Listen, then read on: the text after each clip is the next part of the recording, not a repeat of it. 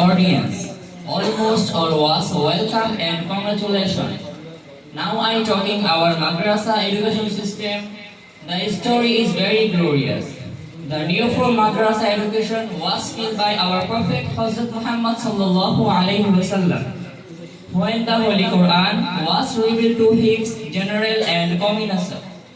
The subject of the teaching Quran, Hadith, Arabic and Islamic culture. The duty and responsibilities of the Muslim.